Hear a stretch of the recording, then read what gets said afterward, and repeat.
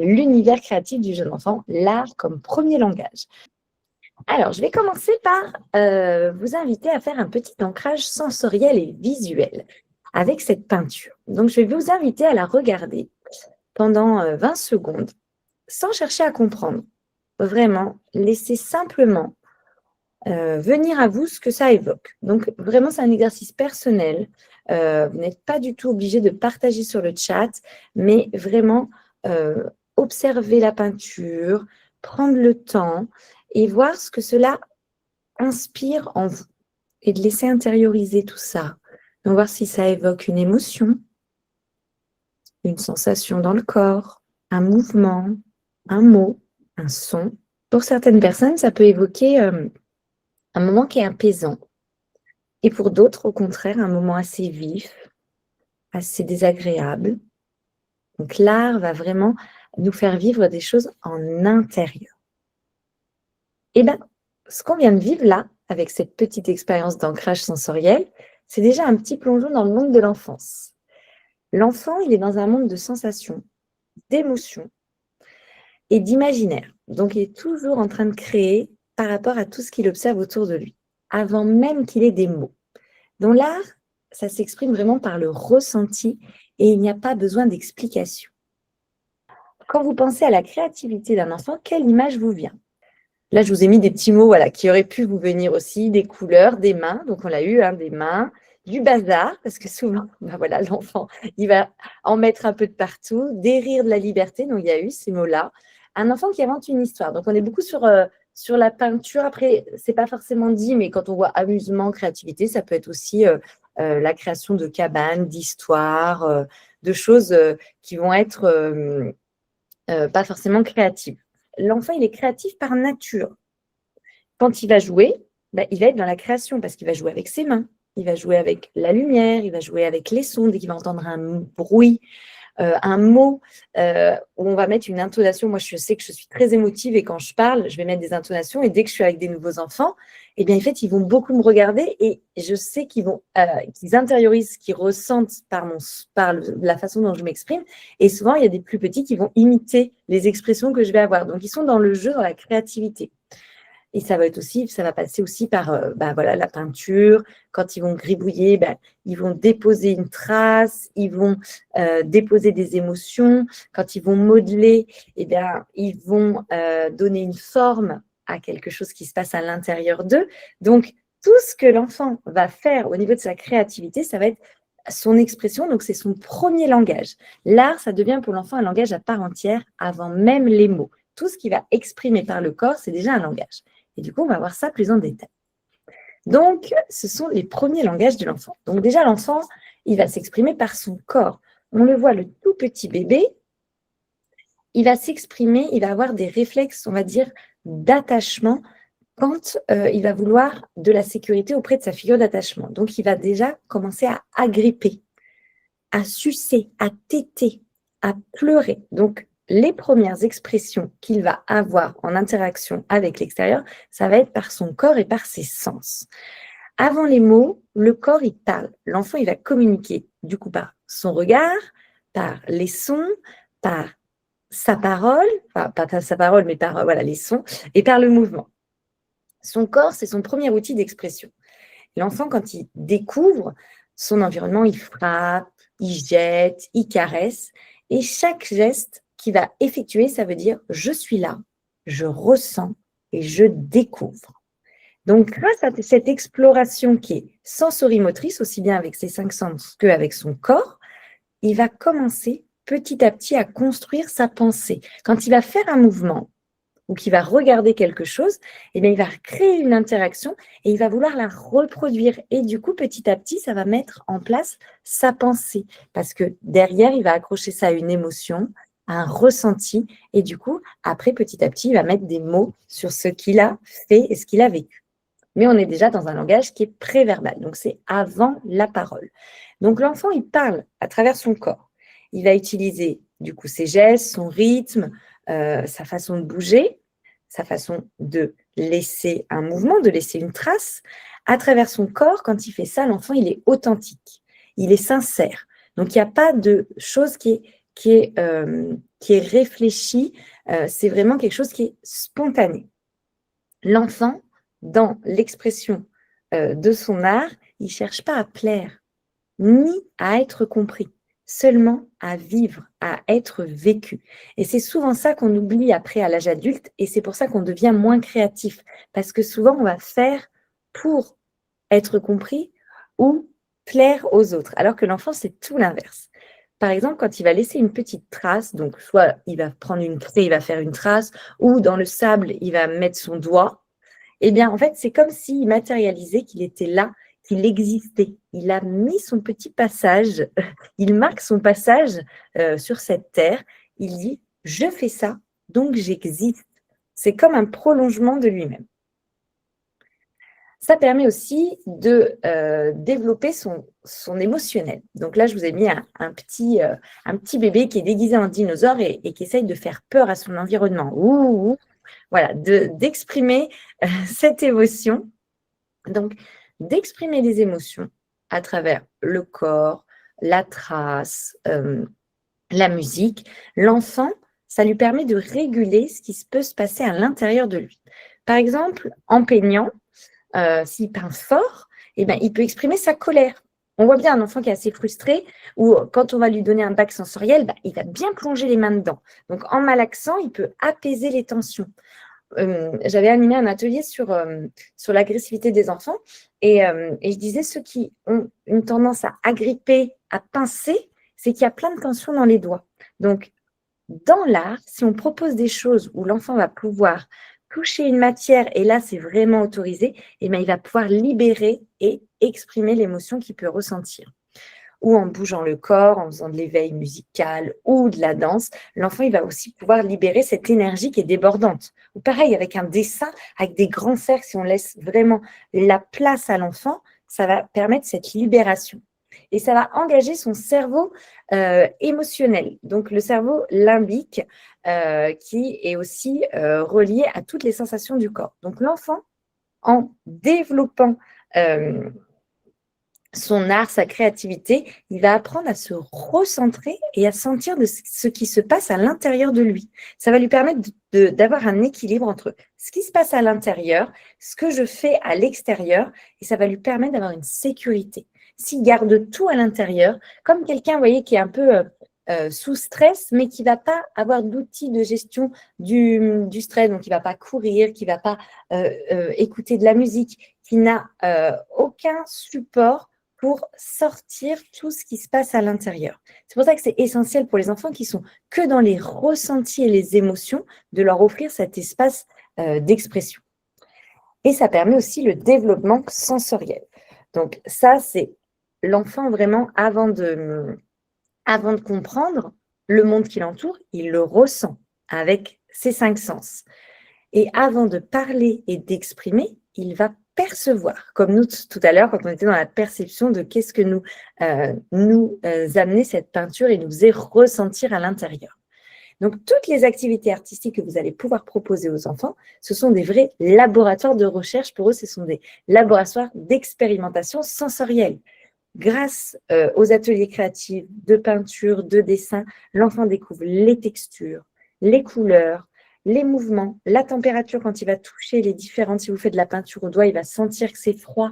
Il va sentir, si vous faites une activité avec des glaçons, c'est pareil. Il va sentir les différentes sensations dans ses doigts. Si vous faites du modelage, l'enfant, il va sentir qu'il peut avoir une pression, qu'il peut avoir une résistance, qu'il peut agir sur la forme. Donc, ça va développer plein de connexions au niveau sensoriel. La musique, il va découvrir le rythme, le silence, l'intensité. Quand on met une musique assez intense, comme une musique classique, on voit tous les enfants, ils sont bloqués et ils sont vraiment centrés sur ce qu'ils écoutent parce qu'ils vivent cette intensité dans leur corps. Mais comme nous, quand on arrive quelque part et qu'il y a une musique qui nous prend aux tripes, eh bien souvent, voilà, on est vraiment centré sur ce qui se passe autour. Il y a aussi la danse, le mouvement qui permet de découvrir l'espace. On a plus accès à son image corporelle, à son équilibre. On découvre le rythme. Donc, à travers toutes ces expériences sensorielles qu'on peut proposer aux enfants, ça permet de faire du lien avec leurs sensations internes et du coup leurs émotions. Ils vont apprendre plus facilement s'ils découvrent grâce à leur sens la notion de plaisir, de dégoût, de douceur, de surprise, de peur. Par exemple, si un enfant il est dans un petit parcours moteur, il rentre dans un petit tunnel. Il va sentir que c'est étroit. Il va sentir le tunnel contre sa peau. Il va sentir s'il y a quelqu'un derrière lui, la pression. Donc, il peut avoir une petite peur. Est-ce que je vais sortir? Et là, il réussit à sortir. Oh, la surprise! Je suis sortie à l'extérieur, j'ai réussi. Et la fierté et la joie. Donc, vous voyez, dans une exploration sensorielle, ça amène plein d'émotions et plein de dimensions différentes. Donc, chaque geste artistique active plusieurs sens à la fois et permet à l'enfant vraiment de développer énormément de choses. Donc, maintenant, on va voir aussi au niveau du développement global, qu'est-ce que ça apporte. Donc, on a déjà parlé de l'émotionnel et du sensoriel, mais on va voir d'autres choses plus en détail. Donc, ça permet de créer des nouvelles connexions neuronales. Donc, lorsque l'enfant, il explore, avec ses sens, il touche, il bouge, il regarde, il ressent. Il sent avec son nez, mais il écoute aussi avec ses oreilles. Donc, il va solliciter tous ses sens et ça va envoyer des informations à son cerveau. Donc, ça va enrichir toutes ces connexions neuronales et ça va construire son schéma corporel, la notion de lui dans l'espace, dans ses perceptions. Donc, c'est vraiment essentiel de le nourrir. L'enfant développe au-delà de la créativité et l'imagination, il va développer aussi son intelligence parce qu'il va développer son schéma corporel et la représentation des choses autour de lui. Ça va lui permettre aussi d'avoir confiance en lui et en son identité. Chaque trace que l'enfant fait est une empreinte de lui-même. Donc l'enfant, il découvre qu'il est capable. Il est capable de faire, d'agir sur le monde. Il peut faire par lui-même, il peut choisir, il peut inventer, il peut créer. Donc, quand l'enfant, il fait quelque chose concrètement, eh bien, en fait, il va se dire, ça va créer en lui l'expérimentation de l'autonomie, de la persévérance et aussi de la fierté. Donc, ça va nourrir sa confiance en ses compétences, sa confiance en lui et son estime de lui. J'ai de la valeur, j'existe. Je vois que je suis en capacité de faire ça. Ça va créer aussi du lien entre, donc, ce que je vous ai déjà dit, les ressentis, donc les émotions et les mots. En créant quelque chose, c'est comme si l'enfant, il commençait à exprimer « je peux dire ce que je ressens ». Donc, il va encore avoir du mal à mettre des mots, et ça va être le rôle de l'adulte d'accompagner. Un enfant, en tapant, en grognant, en jetant des objets, eh bien, en fait, il est en train d'exprimer sa colère. On voit par exemple des peintres qui vont jeter la peinture. C'est bien qu'il y a quelque chose à l'intérieur d'eux, des émotions qui sont en train de sortir. Eh bien, c'est essentiel du coup de proposer des activités où l'enfant va pouvoir faire du lien entre ce qui se passe à l'intérieur et ce qu'il peut exprimer à l'extérieur. Donc, en le faisant avec son corps, nous, en tant qu'adultes, ça va être essentiel de l'accompagner avec des mots.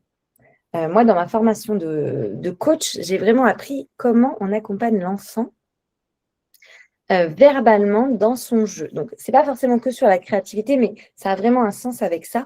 C'est par exemple de regarder l'enfant jouer et de nommer avec des verbes d'action ce qu'il fait et ce qu'il ressent. Par exemple, si un enfant joue, on va nommer ce qu'il est en train de faire. Ah, je vois que tu regardes la balle, tu attrapes, tu la roules dans tes mains, tu la sens dans tes mains, ça te fait sourire. Et voilà, et on va nommer ce qui se passe pour l'enfant et du coup, ça fait vraiment des liens entre l'émotion et les mots. Eh bien ça, donc on peut le faire déjà de manière classique quand les enfants sont en jeu libre, mais encore plus quand ils sont en train de créer quelque chose de particulier. L'art, ça permet aussi de créer la symbolisation. Donc, l'enfant, en fait, c'est quand il va tracer, quand il va chanter, quand il va jouer avec les sons, eh bien, il va développer la symbolisation. La symbolisation, c'est dire « ceci représente cela ». Je vais vous donner des exemples concrets. Un enfant qui, par exemple, prend une casserole et qui va taper avec un bâton et qui va dire « Oh, c'est le tonnerre !» Quand je tape, ça représente le bruit du tonnerre. Ou un enfant qui dessine, donc il peut faire des espèces de mouvements circulaires, l'adulte peut lui dire « Oh, tu as dessiné des ronds rouges ?» Et l'enfant il dit « Non, c'est ma maman. » Le geste moteur, donc cette motricité fine, ce geste va devenir un geste symbolique. En faisant ça, je représente. Donc ce n'est plus juste une trace. Plus petit, c'est une trace. Je fais une trace. Je suis là, j'existe. Plus grand, cette trace, elle représente quelque chose. Il commence à penser que quelque chose peut être représenté par autre chose. Donc c'est ça la symbolisation. Et l'art, ça permet aussi de nourrir le développement social. Donc, créer ensemble, pour les enfants, ça permet d'apprendre à être avec l'autre, à l'observer et du coup à faire attention à l'autre. Donc, ça crée l'empathie. Ça crée aussi la tolérance. Et quand on fait ensemble quelque chose d'artistique, eh bien, on a un plaisir à co-créer. Donc, ça va permettre qu'il y ait moins de compétition et moins de comparaison. Là, on voit 3 petites filles qui sont sur un chemin en train de faire une petite danse. Eh bien, elles se coordonnent les unes avec les autres et elles sont vraiment dans un jeu de plaisir. Et certainement, ça va permettre que ça continue ce genre de petits jeux. Alors, si elles sont à suivre un adulte qui monte une chorégraphie, là, on ne va pas être dans la co-construction, dans le plaisir, mais plus dans je veux faire bien comme l'adulte. Donc, ça peut créer justement cette compétition et cette comparaison. On va en parler juste après avec les différents sujets plus pratico-pratiques. Mais voilà pour le développement. Maintenant, on va parler du coup, la posture de l'adulte. Comment accompagner l'enfant dans ses créations artistiques, mais sans diriger. Ça fait écho aussi à un atelier que j'ai animé le mois dernier, c'est la posture de l'adulte entre contrôle et liberté. Donc, je vous invite à aller chercher le lien si je pense qu'il est sur YouTube, je ne sais plus, mais voilà, ça fait c'est un lien avec cet atelier que j'ai déjà animé. Donc, comment on accompagne sans diriger? Déjà, première chose, on va observer. Observer ce que fait l'enfant sans intervenir. Donc, l'adulte, c'est vraiment le témoin du jeu. Ce n'est pas le metteur en scène. Il n'est pas là pour dire à l'enfant, voilà ce qui est attendu. L'adulte, il va regarder l'enfant, explorer, faire, découvrir, mélanger.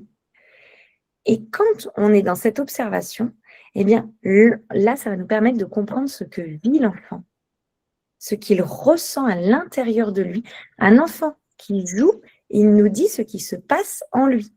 Donc, plus dans les activités, on va être dans l'observation, plus on va comprendre l'enfant et savoir comment après intervenir à d'autres moments dans la journée. On va plutôt valoriser le vécu et pas l'objet. Donc, le vécu, ça va être le processus, le chemin de ce qui s'est passé pendant l'atelier. Ce qui compte, c'est vraiment le moment et pas l'œuvre finale. Ne pas s'attarder sur qu'est-ce qu'il a produit. C'est vraiment nommer les gestes, les intentions, les émotions. Un enfant qui, par exemple, fait un dessin, on peut lui dire « Oh, je vois que sur ton dessin, tu as mis beaucoup de bleu.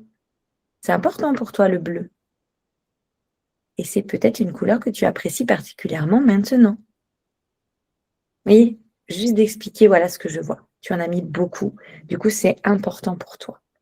On nomme ce qui se passe là, maintenant, tout de suite, pendant qu'il est en train de créer.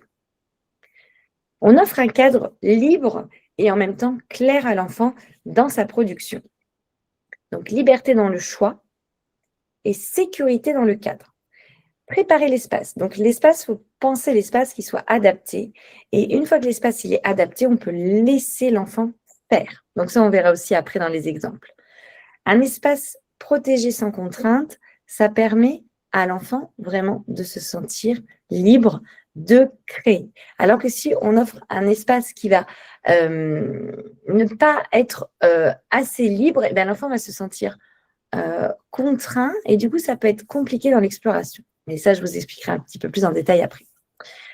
Le rôle de l'adulte, ça va être d'accueillir ce qui émerge, sans jugement ni interprétation. Donc ça, c'est très, très difficile parce que pour nous, ça a toujours, enfin, pas toujours, mais souvent, quand on a fait des dessins ou quand on a fait des créations, il y avait du jugement ou de l'interprétation.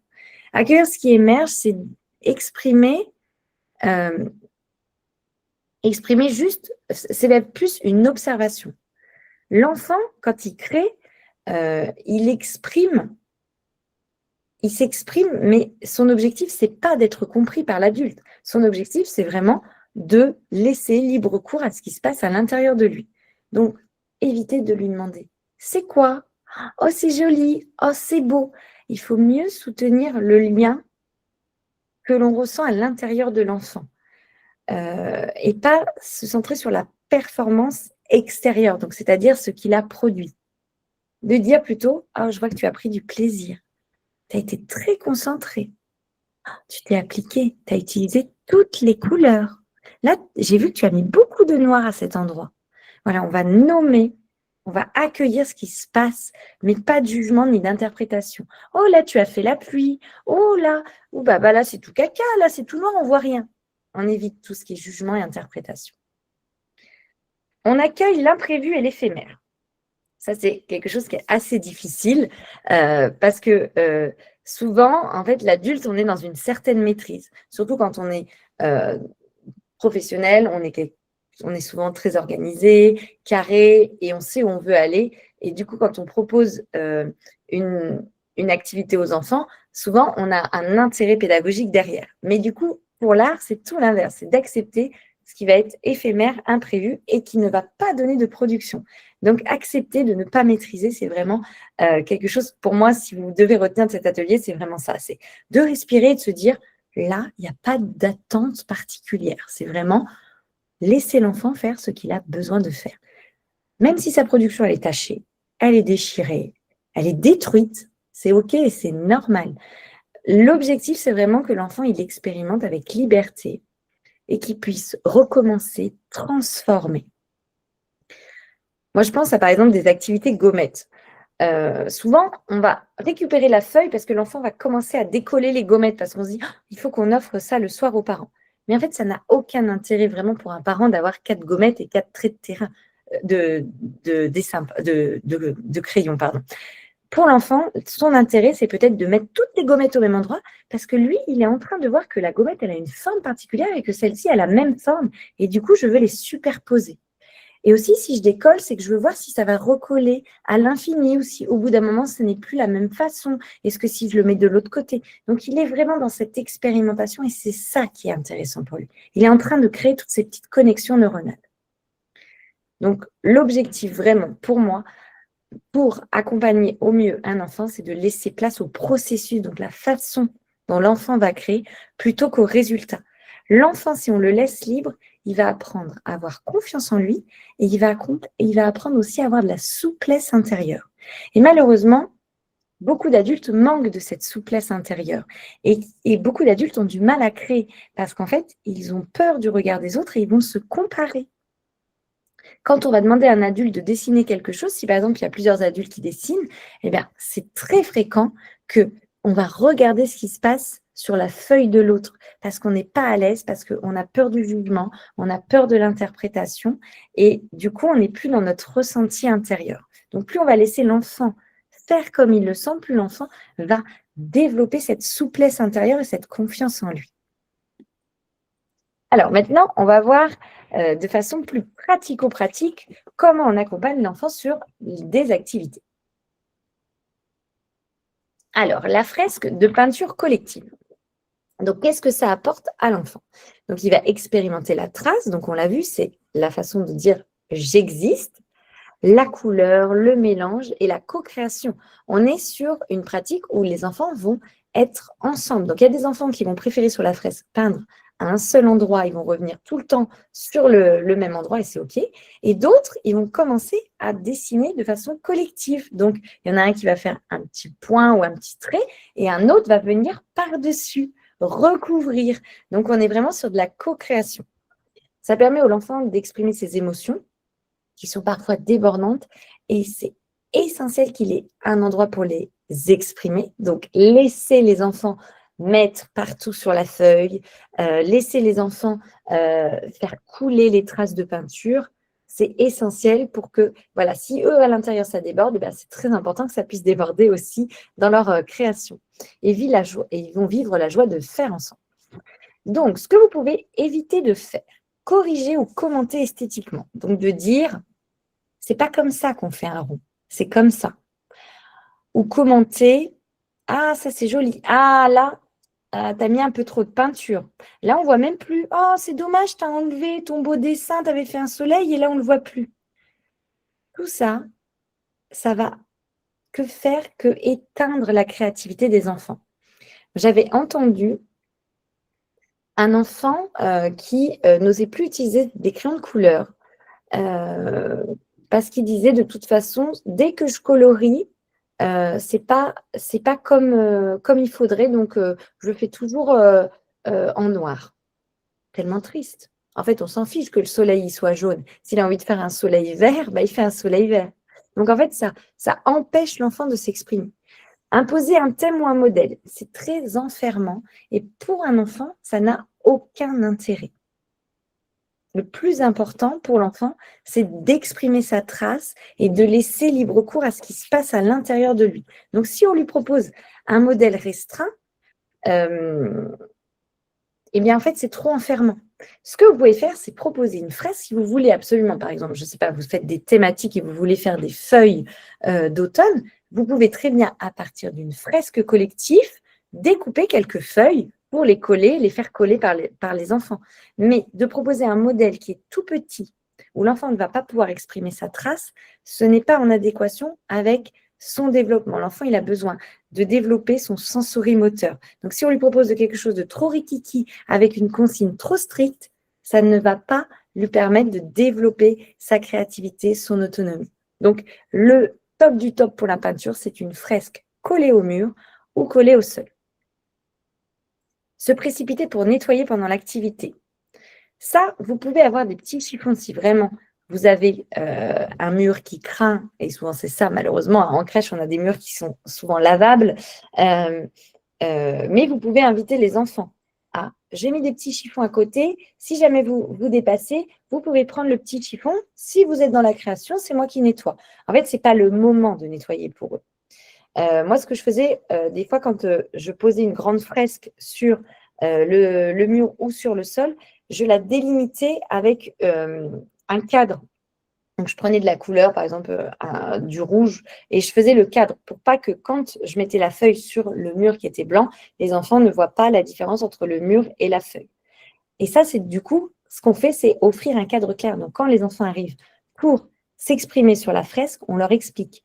Aujourd'hui, on va peindre et vous allez peindre de partout sur cette feuille. Donc, vous la voyez, elle est ici devant vous. Donc, vous pouvez mettre tout ce que vous voulez. Vous pouvez peindre avec des différents objets. Donc, vous pouvez proposer différents objets, des petites voitures, des pinceaux, les doigts. Et vous offrez le cadre clair que c'est sur cet espace-là que les enfants ils vont pouvoir peindre. On observe, on nomme tout ce qui se passe, tout ce qu'on voit dans le processus. Oh, toi, tu as pris plein de peinture. Ah, toi, tu aimes bien déplacer la petite assiette pour avoir ton matériel auprès de toi. On nomme. Et toi, tu regardes Maëlys comme elle a peint. Tu essayes de faire pareil. À toi, tu fais des vrais mouvements. Tu appuies très, très fort. Voilà, on nomme ce qui se passe autour des enfants. On accueille les émotions sans juger la trace. On n'essaye pas de juger, plutôt de décrire. Et on est disponible sans intervenir sur l'œuvre. Ça, c'est difficile parce que souvent, en tant qu'adulte, ça peut nous démanger. On n'est pas là pour exprimer notre créativité. Ça, on peut le faire, nous, pendant nos ateliers créatifs. Je ne dis pas qu'il ne faut pas peindre avec les enfants. Vous pouvez, par moment, faire un petit trait. Mais là, vous êtes là, vous, pour garantir le cadre et l'espace sécure. Mais c'est aux enfants de laisser libre cours à leur imagination. Ensuite, le moment donc de l'éveil corporel, là je vous ai mis yoga, danse, ça peut être gym, tout ce qui va permettre à l'enfant de découvrir son corps, sa coordination et l'espace. C'est essentiel pour l'enfant parce qu'il n'a pas encore notion de son schéma corporel, donc de leur proposer des petits moments où ils vont pouvoir vraiment exprimer avec leur corps, ça va leur permettre de connaître leurs forces et de savoir comment interagir aussi avec l'autre. Donc, ça exprime les émotions et l'énergie à travers le mouvement. Et on va communiquer de façon non verbale. Donc, c'est super parce que l'adulte aussi va communiquer de façon non verbale. Parce que les adultes communiquent beaucoup de façon verbale et l'enfant, il apprend beaucoup par le non verbal. À éviter de proposer des chorégraphies qui sont trop figées. Ce que vous pouvez faire, je vous dirai après ce que vous pouvez faire, mais quelque chose où il y a une attente trop précise avec un objectif, ça met les enfants en difficulté. Parce que souvent, ils n'ont pas la capacité de reproduire exactement ce que vous attendez. Donc, je ne dis pas qu'il ne faut pas proposer des postures. Vous pouvez en faire quelques-unes, mais pas avoir un résultat ou une attente comme un prof de sport ou de fitness. Interrompre un élan pour remettre de l'ordre. Le top, ce serait plutôt de partir avec les enfants. Ils sont dans cet élan, ils se mettent au sol, et bien peut-être on peut instaurer à ce moment-là de faire des pirouettes. Parce qu'ils ont besoin à ce moment-là de se recroqueviller sur eux et peut-être pas d'être debout à faire des mouvements avec les genoux. Ou peut-être, voilà, ils ont une autre envie à ce moment-là. Donc, on peut se rouler sur les tapis, les suivre et partir avec eux dans l'élan. Rire ou juger les mouvements expressifs. Donc ça, des fois, c'est très, très dur parce que les enfants sont très souples et des fois, ils se mettent dans des positions pas possibles. Et nous, ça nous arrache un petit sourire. Et des fois, avec la collègue, on peut avoir un petit ton, alors qui n'est pas forcément moqueur, mais qui est plus de la connivence ou «Oh, regarde comme c'est mignon, regarde ce qu'il fait». Et en fait, l'enfant peut se sentir jugé parce qu'il comprend derrière le rire, l'enfant peut commencer à ressentir un petit peu de la honte parce qu'il est montré du doigt ou parce qu'on va vraiment rigoler de façon insistante. Donc, faire vraiment attention quand on trouve le mouvement ou la technique de l'enfant originale et rigolote, d'accompagner avec un petit sourire, de nommer, de dire « Oh là là, je vois que tu as mis ta tête entre tes jambes, wow, et tu tiens la position, c'est incroyable. » Voilà, du coup, voilà, on va plus nommer que être dans le rire et le jugement et d'interpeller sa collègue. Posture adoptée, donc créer un climat de confiance et de liberté. Danser sans diriger. Ce que vous pouvez faire, c'est au début, quand vous mettez la musique, d'accompagner les enfants dans des mouvements très, très simples. Et petit à petit, quand vous voyez que le groupe est dans le mouvement, de vous arrêter et de faire peut-être quelques petits mouvements, mais de les laisser le plus libre possible. Parce que les enfants, ils vont avoir souvent tendance à modéliser ce qui se passe vers l'adulte. Du coup, si l'adulte fait tout le temps les mêmes mouvements ou fait des mouvements compliqués, l'enfant va se mettre à vouloir faire la même chose. Alors que ce qui est intéressant aussi dans la danse, c'est que l'enfant puisse exprimer ce qui se passe à l'intérieur de lui. Donc, on peut parfois être dans un mouvement qui va être un petit peu dirigé et parfois les laisser, eux, dans la liberté. Et nommer les émotions exprimées par le corps.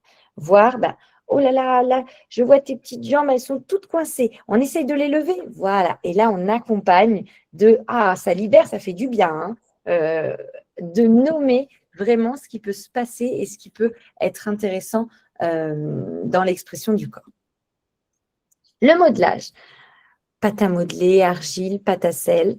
Donc, l'enfant, il va découvrir sa puissance de création quand il va écraser, quand il va rouler. En fait, il va transformer la pâte et ça va vraiment lui donner un sentiment d'avoir de la puissance, d'être en capacité de faire changer la matière. Donc, il se rend compte que lui, il peut agir sur les différentes formes. Et ça va lui permettre aussi de se recentrer. On le sait très bien, toutes les activités de modelage, ça permet de redescendre en pression parce on se centre, on se canalise et ça nous détend. Comme par exemple un petit jardin zen ou même juste sur la plage, quand on va toucher le sable, eh bien en fait, il y a une détente du corps. Éviter d'attendre un résultat. Moi, j'ai vu beaucoup de professionnels, par exemple, faire de la pâte à sel pour la fête de Noël, la fête des mères, donc on attend de faire une empreinte, on attend de faire des pétales de fleurs. Ça n'a pas de sens pour l'enfant. Éviter aussi de créer des formes pour lui.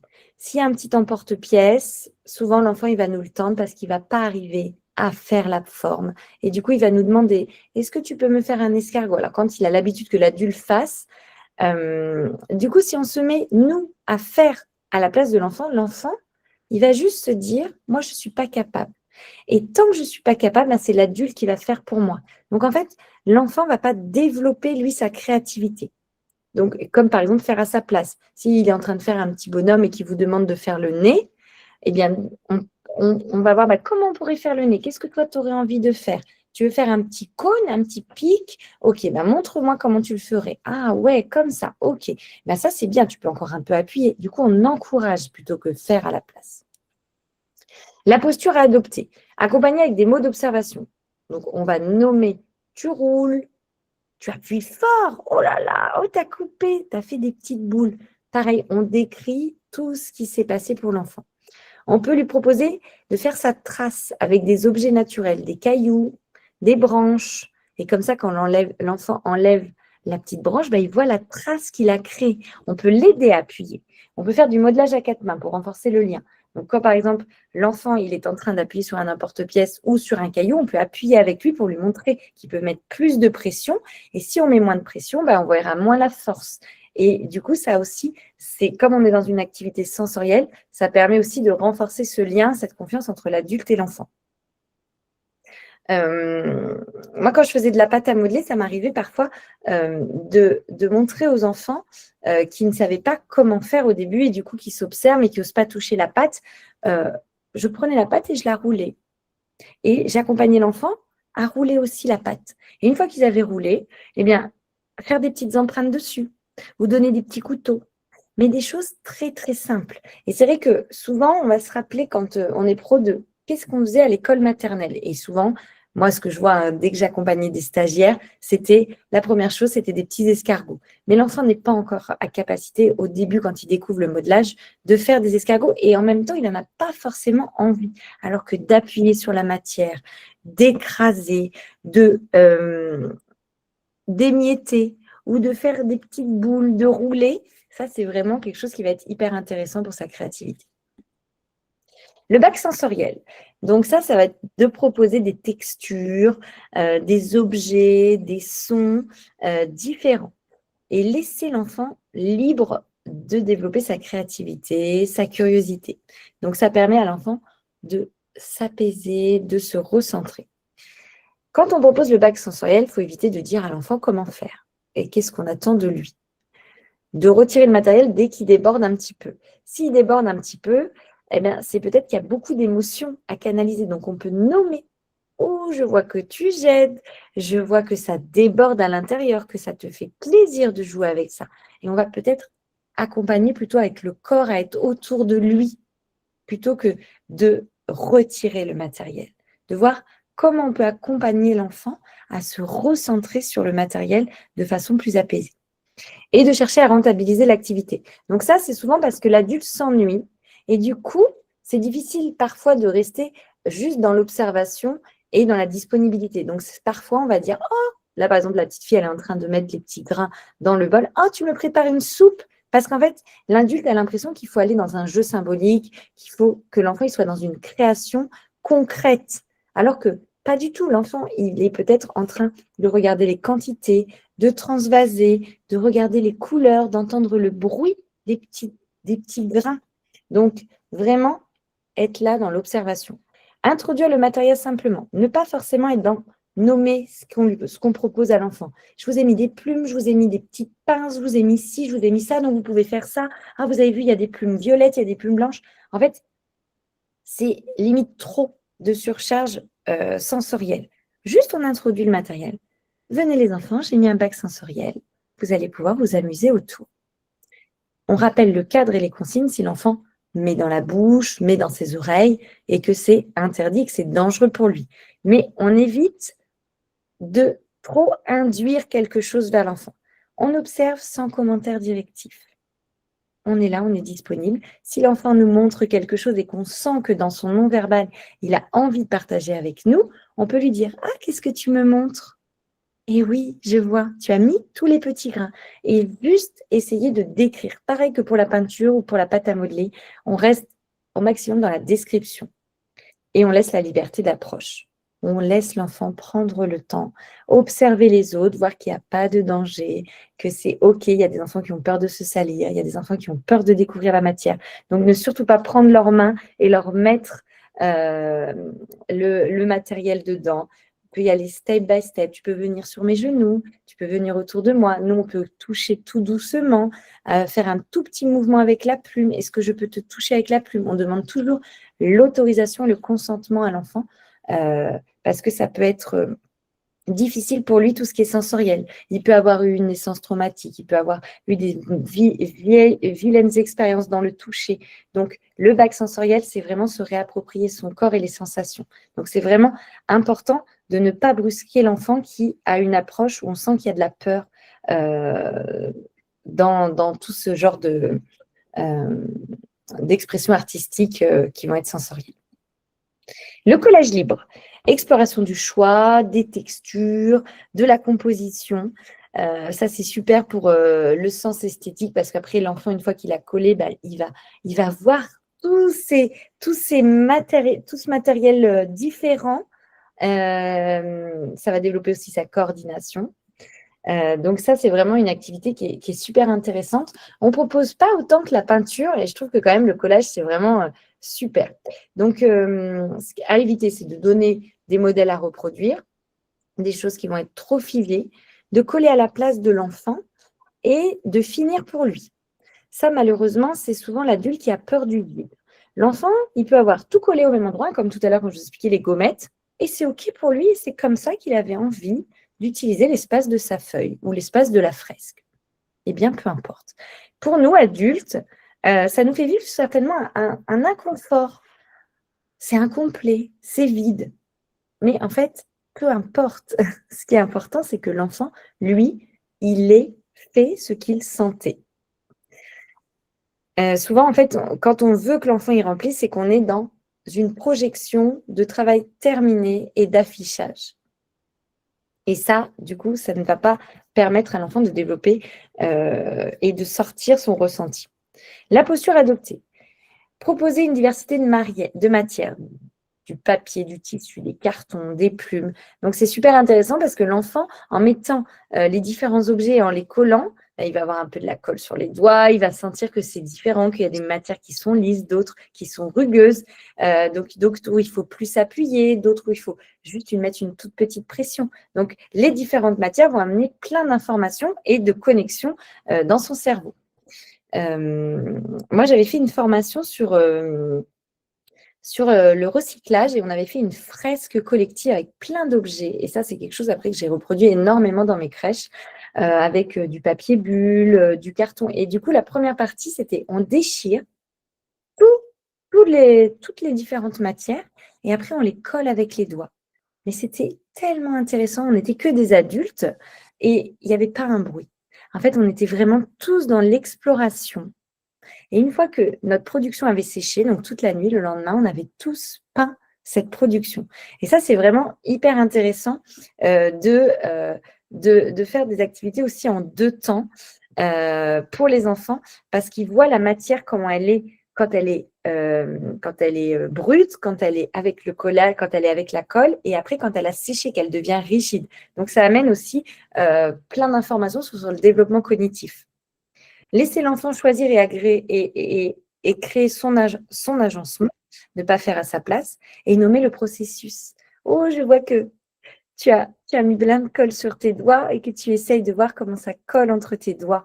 Ah, je vois que tu as appuyé et que tu as bien lissé la colle. Ou toi, je vois que tu as mis beaucoup de colle autour ou que tu as mis des petits papiers qui font des petites vagues et que toi, tu sens sous tes doigts la petite vague. Voilà, on nomme ce qui se passe pour l'enfant et ce qu'il peut ressentir. Et voilà, j'ai terminé. Donc, pour conclure, l'enfant ne crée pas pour produire, il crée pour être. Chaque expérience est une exploration du monde, de soi et de la relation. L'adulte devient le gardien du cadre et du regard bienveillant. Il soutient sans guider, il contient sans freiner, il observe sans évaluer. Donc vraiment, c'est ça sur lequel je voudrais appuyer, c'est offrir aux enfants l'espace et le droit de rater, de recommencer, sans que l'enfant ait peur du regard de l'autre. Parce que malheureusement, la plupart des adultes aujourd'hui ont peur de créer par rapport aux jugements et aux interprétations d'autrui. Donc vraiment, notre rôle en tant que professionnel dans la découverte de l'art pour les enfants, c'est de ne pas diriger.